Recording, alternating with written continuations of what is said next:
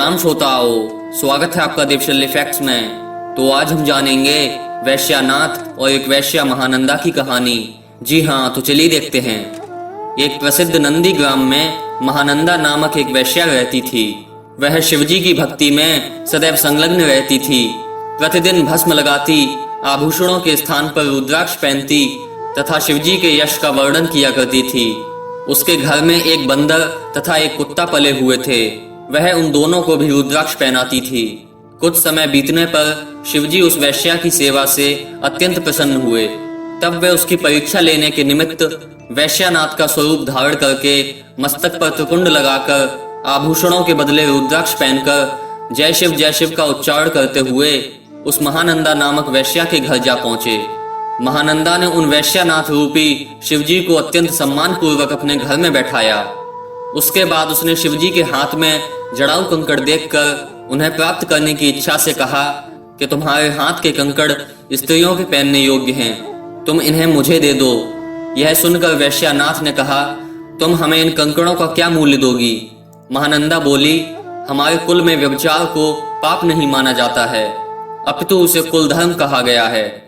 यदि तुम यह कंकड़ मुझे दे दोगे तो मैं 3 रात तक तुम्हारी पत्नी बनकर तुम्हारे साथ समागम करूंगी।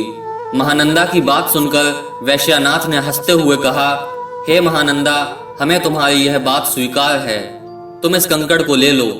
महानंदा ने यह बात स्वीकार कर ली। तब वैश्यानाथ ने उसे अपना कंकड़ दे दिया।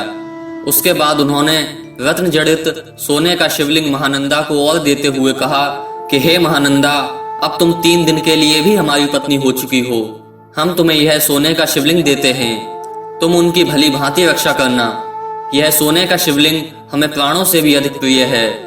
यदि किसी प्रकार यह खो गया अथवा नष्ट हो गया तो हमारे प्राण देह छोड़ देंगे। महानंदा ने इस बात को स्वीकार कर लिया। उसके बाद वह श्रृंगार करके आधी रात तक शिवजी के साथ बातचीत करती रही। उस समय शिवजी ने यह लीला दिखाई कि अचानक ही अग्नि उत्पन्न होकर उस शिवालय को जलाने लगी। वायु ने भी अत्यंत वेग से चलकर उस अग्नि को बढ़ाने में सहयोग दिया। परिणाम स्वरूप वह शिवलिंग जो वैश्यानाथ ने महानंदा को सौंपा था जलकर भस्म हो गया।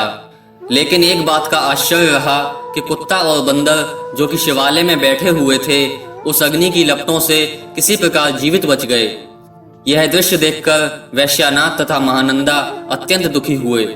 उस समय वैश्यानाथ ने भावुक होकर कहा, हे महानंदा, हमने पहले ही तुमसे कहा था कि यदि यह शिवलिंग किसी प्रकार खो गया अथवा नष्ट हो गया तो हमारे प्राण बचने कठिन हैं। अब जब हमारे स्वामी ही अग्नि में जलकर भस्म हो गए तो हमारा जीवित रहना भी व्यर्थ है।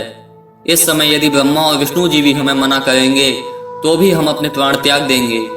वैश्यानाथ के इस हठ को देखकर महानंदा अत्यंत लज्जित तथा व्याकुल हुई। तब उसने रोते पीटते हुए एक चिता तैयार कराई। वैश्यानाथ उस चिता में अग्नि जलाकर सबके देखते ही देखते बैठ गए।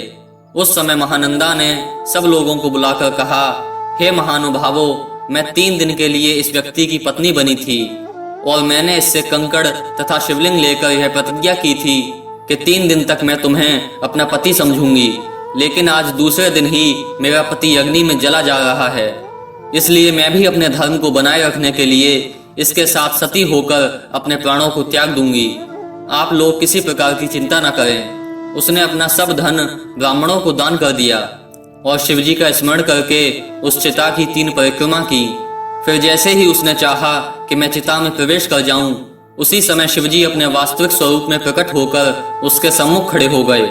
इस चमत्कार को देखकर महानंदा को अत्यंत आश्चर्य हुआ। उस समय शिवजी ने उसका हाथ पकड़कर हंसते हुए कहा, हे महानंदा, तुम्हारे ऐसे भक्ति भाव तथा धार्मिकता को देखकर हम अत्यंत प्रसन्न हैं। अब तुम्हारी जो इच्छा हो वह वरदान हमसे मांग लो।